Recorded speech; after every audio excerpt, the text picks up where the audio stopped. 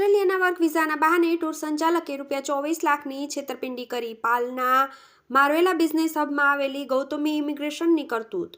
Work વિઝાની online file ન ખુલતા ઠગાઈ થયાની યુવકોને ખબર પડી. અડાજણ પોલીસ મથકમાં ગૌતમી ઇમિગ્રેશનના સંચાલક પ્રમોદ રામકુમાર અને અંજલિ શાહ વિરુદ્ધ છેતરપિંડીની ફરિયાદ. હાલ 2 આરોપીની ધરપકડ. મહિલા સહિત એક પોલીસ પકડથી દૂર. કતારગામ રોડ પર રહેતા યુવકે પાલ આરટીઓની સામે મારવેલા બિઝનેસ હબમાં આવેલી ગૌતમી ઇમિગ્રેશન ટૂર્સ અને ટ્રાવેલ્સના સંચાલક વિદેશના વર્ક વિઝા પ્રમોદ કુમાર યાદવ, રહેવાસી પંચફેવડા, ખામપાત, દેવરિયા, યુપી, ઉત્તર પ્રદેશ, રામુકુમાર, રહેવાસી જોલીહિયા કટારિયા, યાકુબપુર, આંબેડકર નગર, યુપી, ઉત્તર પ્રદેશ હાજર હતા.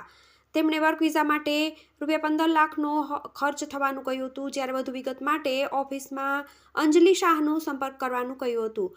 અંજલિ શાહે વર્ક વિઝા વિશે સમજાવતા બંને મિત્રોએ પૈસા આપવાની તૈયારી બતાવી હતી. બાદમાં યુવકે વર્ક વિઝા માટે ₹8.50 લાખ આ ટોળકીને આપી દીધા હતા. જ્યારે ધવલે પણ ₹15 લાખ આપી દીધા હતા. આ નાણાં અંગેના કરાર પણ કરીને નોટરી કરી આપી હતી.